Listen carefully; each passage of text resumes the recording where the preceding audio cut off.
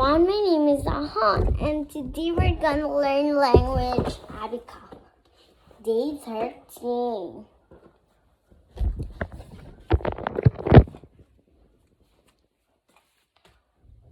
So, in language, we're gonna learn about a declarative sentence. So, a declarative sentence.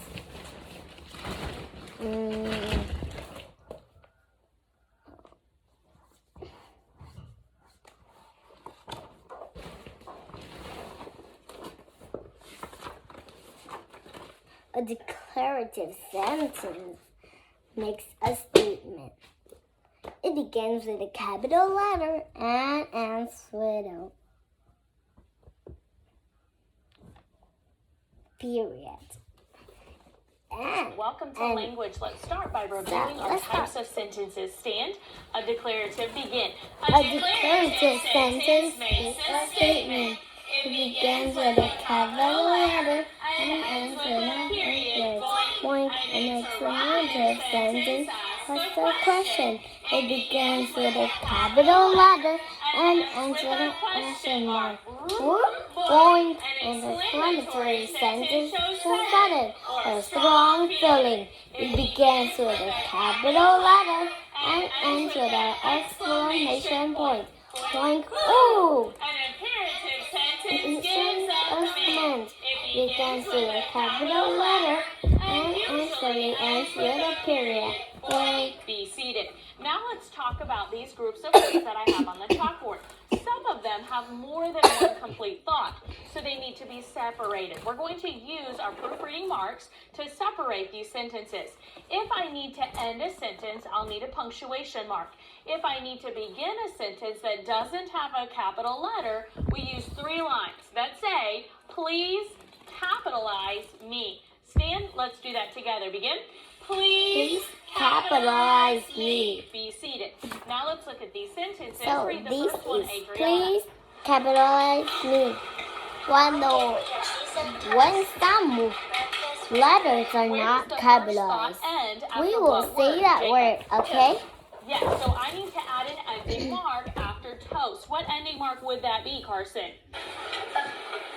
Yes, I'm going to do that. What do I need to do to begin my next thought, Tiuna?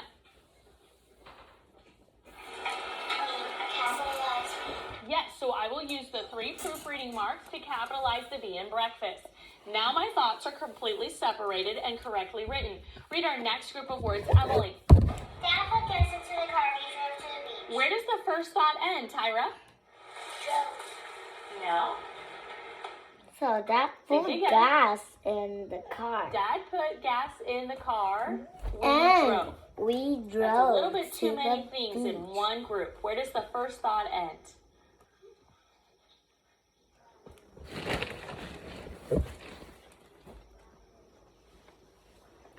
Ooh, I can tell she's thinking.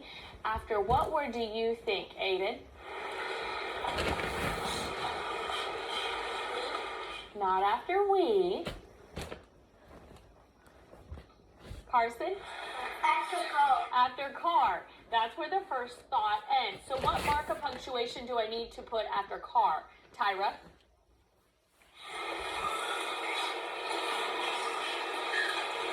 A period, because it is a declarative sentence. Now what do I need to do to start my next sentence, Aiden?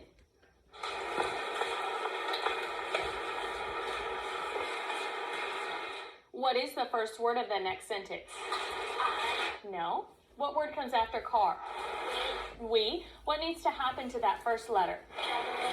Yes, so I'm going to use the 3 lines as my proofreading marks to show that I need to capitalize the W. You may be seated. Let's take a look at our next sentence. Cadence, read it for us. I know my spelling words, Good Grandma. accuracy in reading. Where does my first thought end? After what word, Jacob? I know my spelling words. Words, exactly correct. Grandma Now, what mark of helps punctuation me goes learn after them. words? Anna? What? Yes, because it's a declarative sentence. Now, to begin the next sentence, we have the word grandma. What do I need to correct with the word grandma? Gage? We have to please capitalize me. Yes, capitalize the G. So I'll use my 3 lines to show that I need to write that as a capital letter to correctly write that new thought. So those types of sentences are called run-on. There are too many thoughts grouped together, so we need to separate them. And we do that by using that capital letter and then ending that sentence with that period. Now we're going to take a look at some more ways, or another way that we can separate those thoughts or correctly write them. So this way that we're going to write these thoughts is through joining words. And when we write them through joining words, you're going to see that the three words that are joining words are and, or, and but. But you can't write them only by themselves. They also have a friend. Their friend is the comma. It's like that buddy that walks with them. So let's take a look at our first group of words.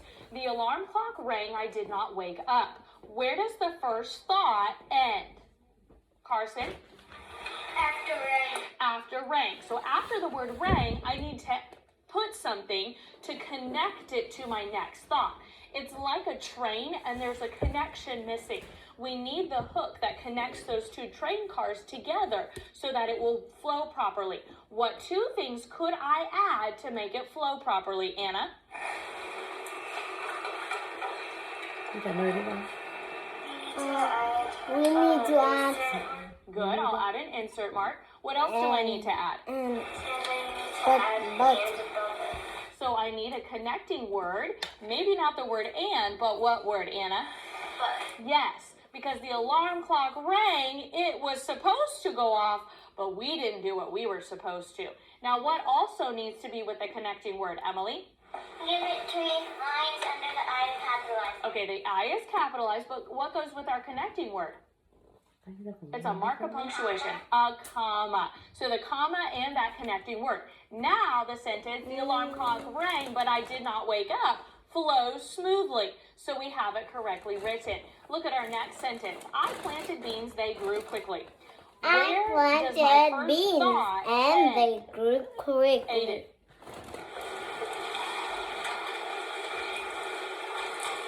After what word? After beans. So the next thought is a completely new thought on its own. We can join them. We have a joining word. Which joining word would make sense? Morgan? And. So we're going to use the joining word and, but what also needs to go with that word, Dev?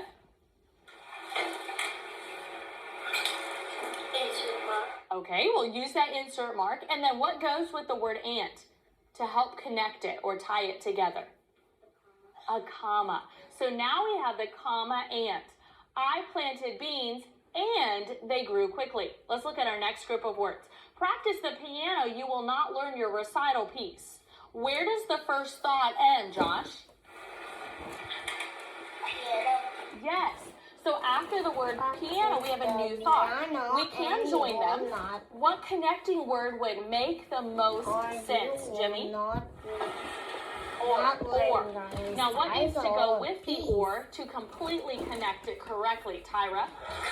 Comma. So we need a comma or. Practice the piano or you will not learn your recital piece. So you need both of those connecting pieces to join those sentences properly so that your sentences make sense. Now, I want you just to listen to the sentences or the groups of words I read and decide whether or not the group of words is a sentence. If it is, stand. If it's not and it's a phrase, remain seated. Let's buy Mom a birthday present. Ooh, Carson was fast to stand. It is a sentence. It is a complete thought. Well done. A big, bright bunch of flowers. Caden sat. Why did you sit, Caden? Because it's not complete thought. Right. So it is incomplete. I have saved my money. Dad will drive us to the store. I have some sitting and some standing. What is wrong with this group of words, Jacob?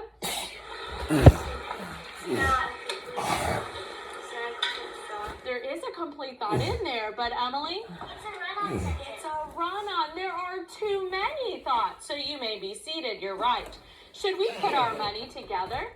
Ooh, Emily was fast to stand. Is it a complete thought, Aiden? What type of complete thought is it, Jacob? Interrogative. An interrogative sentence, correct. What would Mom like? Ooh, Adriana stayed standing. Why did you stay standing, Adriana? It is a complete thought. And what kind of complete thought, students watching? And Morgan. Interrogative is right. She likes to read a book. Would be nice. Ooh, some of you sat. She Couple are likes to standing. read a It book. sounds confusing. Why is it sounding so confusing?